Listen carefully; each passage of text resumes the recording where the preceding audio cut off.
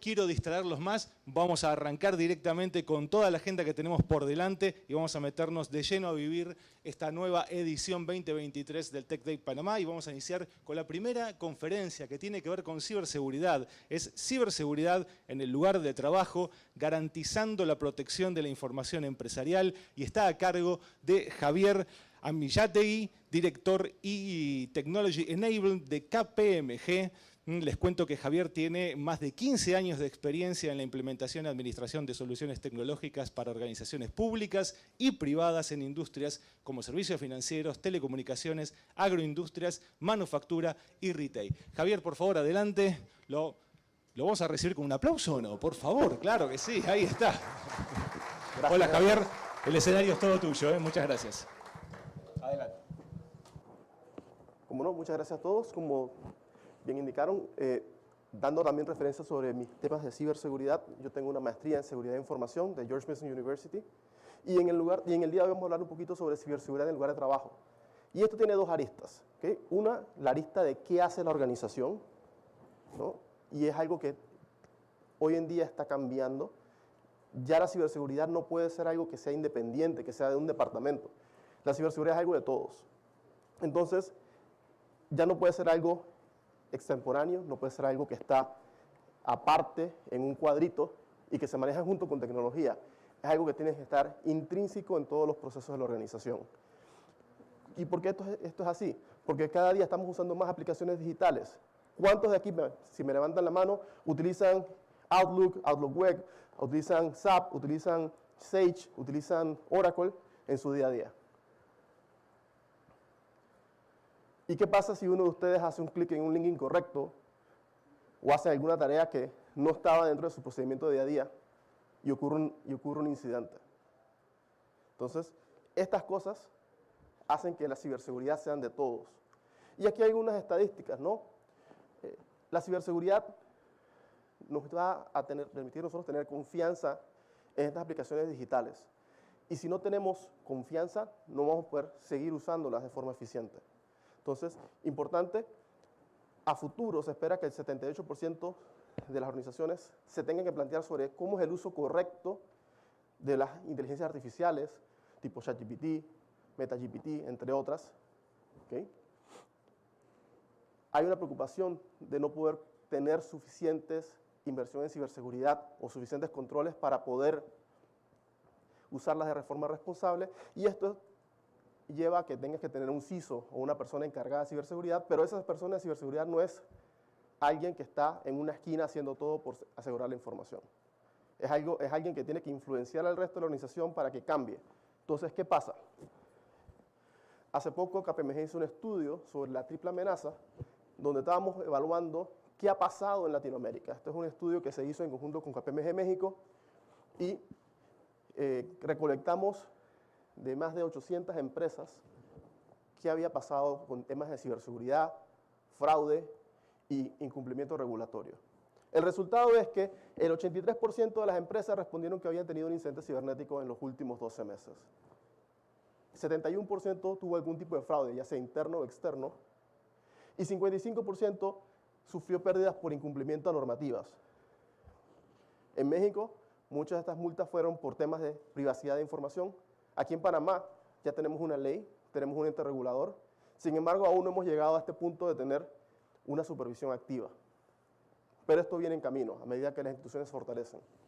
Entonces, la ciberseguridad es un hilo conductor, algo que debe estar embebido. Y como pueden ver aquí, hay expectativas de negocios, hay expectativas tecnológicas, hay impulsadores y retos cibernéticos, y todas tienen que hacerse en paralelo, de forma tal de que ustedes puedan lograr tener una operación de ciberseguridad justa y completa.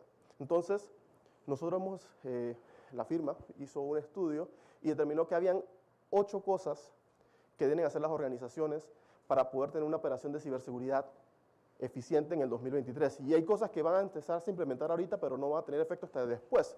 Pero es importante que sepan, ¿no? Entonces, número 1, hay que cambiar la percepción de ciberseguridad.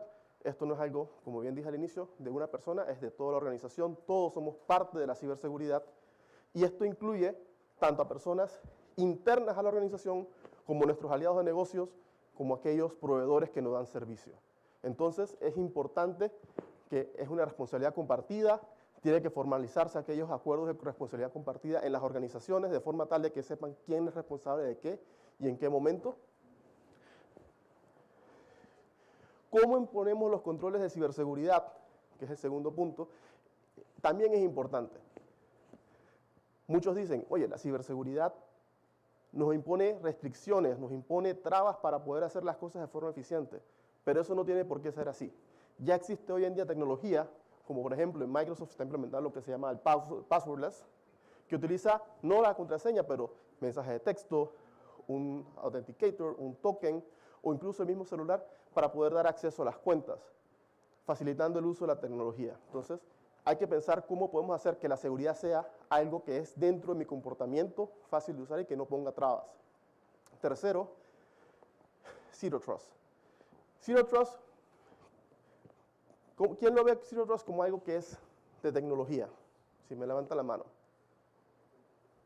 Nadie. Perfecto. ¿Por qué? Porque Zero Trust es algo de la organización. Es una forma de hacer las cosas. Cambias el modelo de negocio, cambias tus procesos para embeber ciberseguridad dentro de la misma.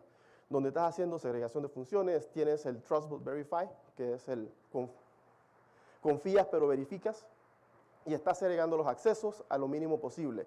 Esto nos va a permitir a nosotros a tener un mundo sin perímetros. Quienes hoy en día tienen firewalls, tienen antivirus a nivel de gateway, que dentro de la organización ya estás dentro, puedes acceder todo, pero fuera de la organización tienes que utilizar un VPN. Bueno, Zero Trust nos va a permitir no tener que confiar en esos dos elementos de seguridad perimetral, sino tener una seguridad en todo momento y en todo lugar. 4, las nuevas asociaciones y nuevos modelos. A ver, la realidad es que no todas las organizaciones van a tener un presupuesto para tener ciberseguridad en sitio. Sin embargo, muchos de los proveedores que están aquí ya cuentan con modelos de ciberseguridad tercerizados, donde hay matrices de responsabilidad compartida que le permiten a las empresas chicas y medianas adoptar mecanismos de ciberseguridad, como por ejemplo un Managed Threat Response o tener centros de operaciones de ciberseguridad de forma tercerizada o como servicio, lo cual permite a nosotros tener un mejor control y una mejor seguridad sin invertir mucho al tamaño de nuestra organización. Quinto, y esto es muy importante, la confianza en la automatización. ¿Quiénes aquí hoy en día tienen robots en sus organizaciones? Es algo que está creciendo cada vez más. Y con la inteligencia artificial vamos a tener robots y procesos automatizados que toman decisiones por el humano. ¿Cómo generamos esta confianza? Ahí el reto. Y aquí van a salir muchas cosas, por ejemplo, la ISO 42001, que va a ser un estándar de gestión de inteligencia artificial que va a permitir tener esa confianza. Entonces, esto nos lleva al punto 6, que cómo es el uso correcto de la ciberseguridad y en el mundo inteligente, hiperconectado. Cada vez más tenemos IoT, tenemos dispositivos interconectados. Por ejemplo, yo en mi casa tengo tomacorrientes inteligentes, luces inteligentes, sensores de humedad y temperatura inteligentes que me permiten a mí programar mi casa para que en ciertas circunstancias las luces, el aire, incluso los dispositivos conectados al tomacorriente se puedan prender o apagar de forma automática, sin que yo tenga que interactuar optimizando el consumo de electricidad. Estas cosas tienen que tener seguridad. ¿Por qué? Porque si no las tienen, va a venir un tercero, por ejemplo, en una organización, y va a comenzar a utilizarlas de forma malintencionada. Hace 2 años, en Ecopari, en un evento de ciberseguridad en Argentina, el equipo de KPMG Argentina agarró un microondas inteligente, lo hackeó y lo hizo explotar en el evento. Imagínense lo que puede pasar con televisiones, refrigeradoras y otros dispositivos inteligentes que están en sus casas, que no todos tienen actualizaciones de seguridad. Entonces, garantizar un mundo inteligente, necesitamos hacer controles, procesos y mecanismos de validación y de segregación para que estos dispositivos inteligentes no sean una fuente de mal para la organización. Y bueno, las dos últimas, como ustedes saben, hay una gran cantidad de nuevos adversarios, nuevas situaciones a nivel mundial. Hace unos días hubo un incidente con Discord donde fue hackeado. Hay otros incidentes en otras organizaciones que han pasado, por ejemplo, Mercado Libre hace un par de años, muchos en Estados Unidos del Departamento de Defensa, incluso hubo un senador que sus correos fueron vulnerados por hackers chinos. Pero en la mayoría de estos incidentes ¿Qué es lo que privó? El error humano. El error humano de forma inadvertida de hacer clic en un link que no debía, o personas que pudieron simular ser nosotros, o amigos o conocidos, para que tomáramos acciones que no son las correctas. Entonces, ¿cómo contrarrestamos estos nuevos adversarios que son ágiles? Que ahora, si por ejemplo tuvieran acceso a tus correos o a tus chats, pueden entrenar un modelo de inteligencia artificial para que escriba o hable como tú. Es algo importante de aprender a detectar. Y esto es uno de los grandes retos que deben empezar a trabajar las organizaciones. Entre más grande, más importante esto. Y por último, ser resiliente y cuándo y dónde importa. Esto es súper importante. ¿Quiénes piensan que la resiliencia operativa, los planes de continuidad de negocio, el DRP, es algo que es independiente de la ciberseguridad? La realidad es que no. En los últimos años en Estados Unidos, la mayor cantidad de activaciones de los planes de contingencia de negocios son por eventos de ciberseguridad, a tal punto que la regulación ahora pide que dentro de los planes de ciberseguridad y de estrategia contemples la resiliencia y que tengas escenarios específicos para ataques cibernéticos, algo que antes no se veía en la región. Entonces, esto es a nivel empresarial. Voy a pasarme esto rápidamente porque esto es el detalle de qué se puede hacer. Esto lo van a poder ver después en la presentación.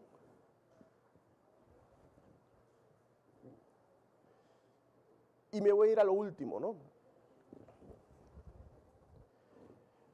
Que es ser resiliente cuando no importa. Y bueno, el resumen de las acciones claves, ¿no? A nivel de personas, crear una cultura de ciberseguridad. A nivel de procesos, enfoques coherentes de gestión de riesgos. La gestión de riesgos está aquí para quedarse y es algo que va a involucrar cada vez a toda la organización. Vas a tener que adoptar tecnologías y esa adopción responsable, donde tengas la responsabilidad compartida, donde tengas el mapeo de dónde están los riesgos, ¿okay?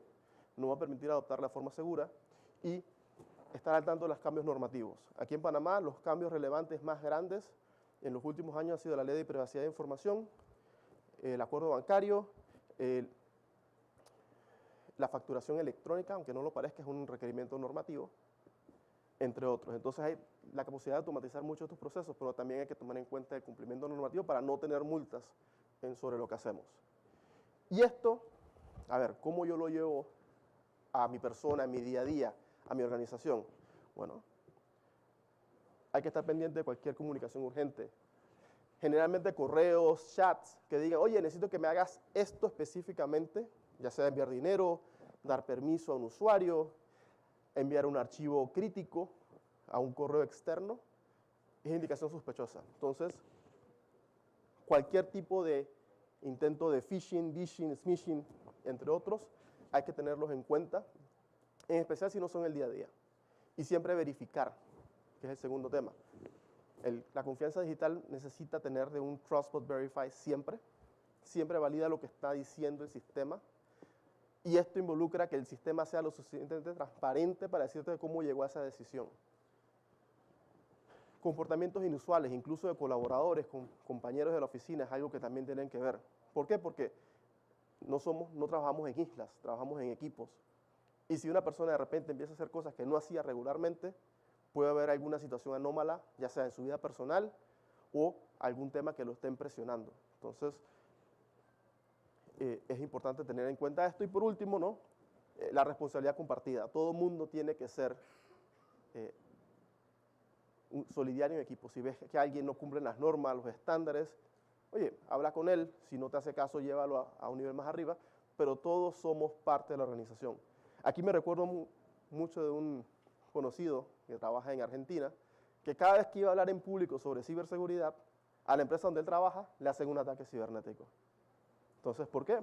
Justamente esto, su comportamiento no era cónsono con lo que él debía hacer. Entonces, creo que estamos ya en tiempo. No sé si hay preguntas del público.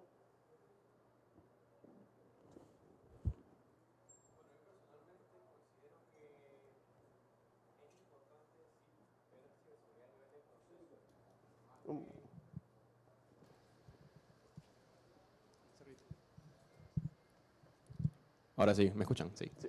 Bueno, yo considero que sí es importante el haber el nivel de ciberseguridad a nivel de proceso, más que o a la par que viéndolo a nivel técnico, por ejemplo, sí, importantes políticas de control interno de TI, a nivel de red, etcétera, etcétera, etcétera. Pero hay cosas que se escapan a veces del cuerpo de TI, como por ejemplo el management. ¿Cómo, por ejemplo, usted considera que debe atacar el desafío de resistencia al cambio en una organización para poder implementar ciberseguridad a nivel de proceso? Mira, esto es algo que toda la empresa va a tener. Sin embargo, no puede ignorar. En estos casos, lo que suele terminar pasando cuando hay resistencia al cambio es que cuando ocurre el primer incidente grave, es que se comienzan a tomar las acciones. Sin embargo, los líderes de la organización, quienes están aquí, ustedes pueden llevar este mensaje de que es necesario tener ciberseguridad a todos los niveles, a nivel de tecnología, a nivel de proceso, a nivel de personas. ¿Okay? Y no es porque lo mande una ley, es porque si no lo haces, eventualmente vas a pagar los platos rotos. No sé si hay alguna otra pregunta. ¿Hay alguna pregunta más? ¿No? Perfecto. ¿Javier? Ahí tenemos una pregunta.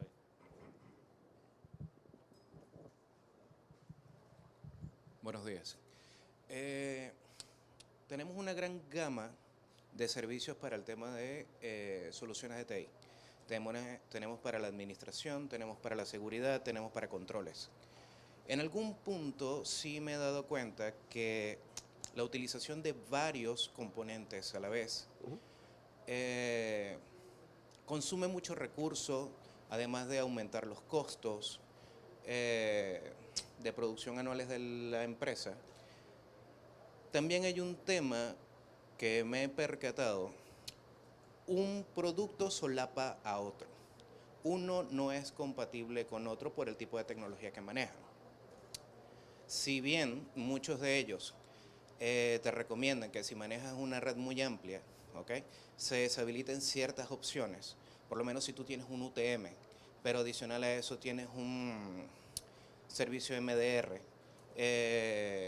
puede que alguno de ellos, por lo menos inclusive el mismo Windows, tiene algunas excepciones en lo que es Windows Defender que hay que deshabilitar. SAP, de hecho, tiene varios controles que no maneja Windows Defender y hay que deshabilitarlos, y se manejan a través de herramientas como por ejemplo Sophos. ¿Hasta qué punto uno puede tener control o una forma homogénea, correcta del manejo de recursos y no implementar quizás productos que no sean compatibles? ¿Qué regla existe, además de los que un simple manual te puede ofrecer?